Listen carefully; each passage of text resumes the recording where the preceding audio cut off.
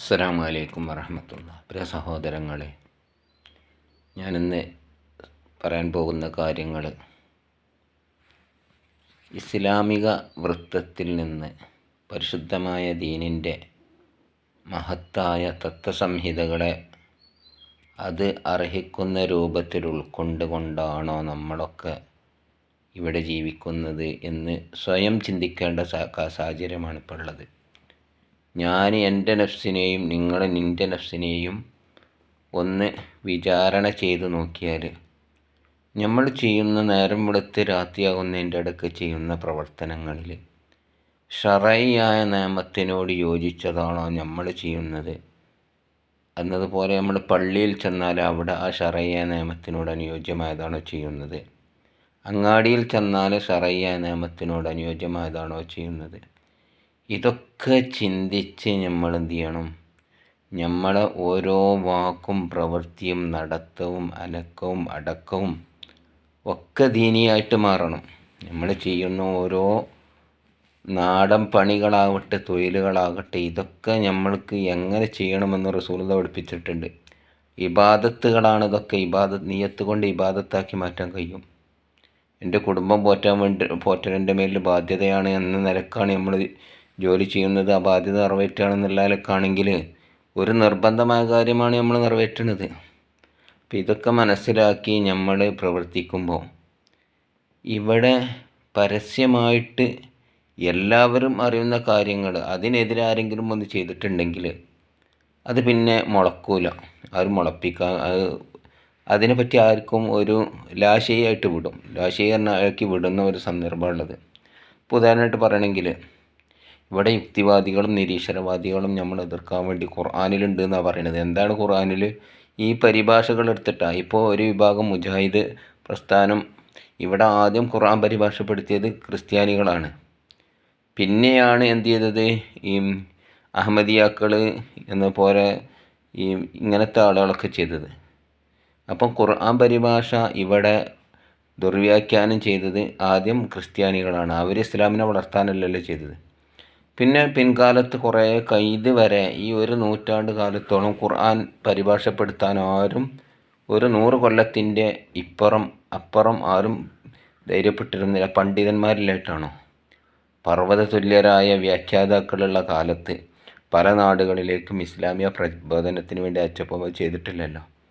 എന്നാൽ 900-ൻ്റെ ആദ്യത്തിൽ മുസ്ലിമീങ്ങളുടെ കൂട്ടത്തിൽ ഒരാൾ ചെയ്തത്, സുന്നിയുടെ കൂട്ടത്തിൽ മായൻകുട്ടി അളയ എന്ന് പറയുന്ന കണ്ണൂർക്കാരനായ ഒരാൾ ഒരല്പഭാഗം ഖുർആൻ പരിഭാഷപ്പെടുത്തിയപ്പം അന്നത്തെ ആലിമീങ്ങളുടെ എതിർപ്പ് കാരണം അദ്ദേഹം അച്ചടിച്ച മുഴുവൻ കോപ്പികളും കടലിൽ കെട്ടിത്താത്തി എന്നാണ് പറയുന്നത്. അത് നിഷിദ്ധമാണ്, പാടില്ല എന്നുള്ള നിലക്ക്. പിന്നെ ഇവിടെ എന്ത് ചെയ്തു? കുറേ കാലങ്ങൾക്ക് ശേഷം മുജാഹിദ് പ്രസ്ഥാനം അവരെന്താണ് ഇങ്ങനെ പരിഭാഷപ്പെടുത്തി. അങ്ങനെ അതിൻ്റെ കുറേ കഴിഞ്ഞതിന് ശേഷം പിന്നെ സുന്നികളിൽ നിന്ന് KV ഉസ്താദ് അവറുകൾ പരിഭാഷപ്പെടുത്തിയപ്പോൾ അതിനെ ശക്തമായിട്ട് അന്നത്തെ ആലിമീങ്ങൾ അതിനെ എതിർത്തു. ബഹുമാനപ്പെട്ട താജുൽ ഉലമ സർക്കത്തുൽ ഉസ്താദ് ആദ്യം എതിർത്തു.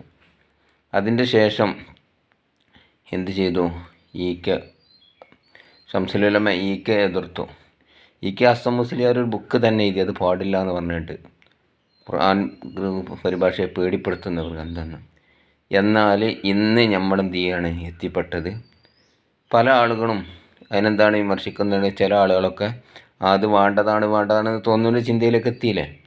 പക്ഷേ അങ്ങനെ തന്നെയാണെങ്കിലും ഈ ചിന്തിക്കുന്ന ആളുകൾ, ഈ പറയുന്ന ആളുകൾ ആരും ഖുർആൻ പരിഭാഷൻ്റെ മഹത്വം എടുത്ത് ഇവിടെ പ്രസംഗിക്കണില്ല.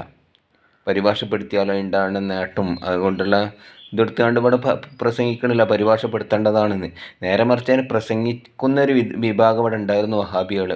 അവരിപ്പോൾ എന്താണ് പരിഭാഷ കൊഴിച്ചുവിടണമെന്ന് പറയുന്ന പ്രസംഗമാണ് ഇപ്പോൾ ഇവിടെ നടത്തിക്കൊണ്ടിരിക്കുന്നത്. ഇങ്ങനെ തന്നെ ഓരോ കാര്യങ്ങളും. എന്നതുപോലെ ഇവിടെ നമ്മൾ സൗകര്യത്തിന് വേണ്ടി ചെയ്യുന്ന പല കാര്യങ്ങളും ഇബാദത്തിൽ കടത്തി കൂട്ടുമ്പോൾ അത് നല്ലതാണെന്ന് പറഞ്ഞ് പ്രസംഗിക്കുന്ന ആരുമില്ലല്ലോ.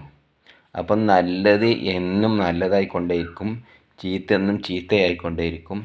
നല്ലതിനെ നല്ലതായി കാണാനും നല്ലതിനെ തിരഞ്ഞെടുക്കാനും ഒരു ഖൗമ് ലാ യസാലു ഉമ്മത്തി വാഹിരീന അലൽ ഹഖി ഹത്താ യഅതി അംറുല്ലാഹ്. ഖിയാമത്ത് നാൾ വരെ അവിടെ നല്ലത് നല്ലതായിട്ടും ചീത്തയായിട്ടും തിരഞ്ഞെടുക്കാൻ പറ്റിയ ഒരാളുകൾ ഇവിടെ ഉണ്ടാകും. അതിനനുസരിച്ച് ജീവിക്കുന്ന ഒരു വിഭാഗം ചെറിയ ന്യൂനപക്ഷമെങ്കിലും ഇവിടെ ഉണ്ടാവും.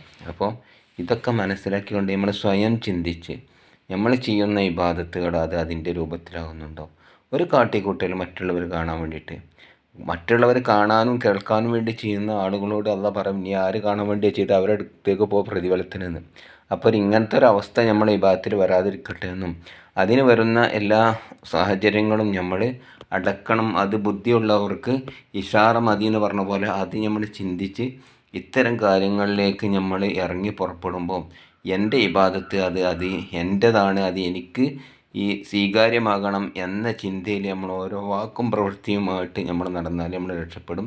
ഇതിനുള്ള തോഫിക്ക് ചേട്ടാ എന്ന് പറഞ്ഞുകൊണ്ട് നിർത്തുന്നു. എൻ്റെ ചാനൽ ആദ്യമായിട്ടാണ് കാണുന്നതെങ്കിൽ സബ്സ്ക്രൈബ് ചെയ്യുക, തൊട്ടടുത്തുള്ള ബെല്ലൈക്കനും കൂടി അമർത്തുക എന്ന് പറഞ്ഞ് നിർത്തുന്നു. അസ്സലാമു അലൈക്കും.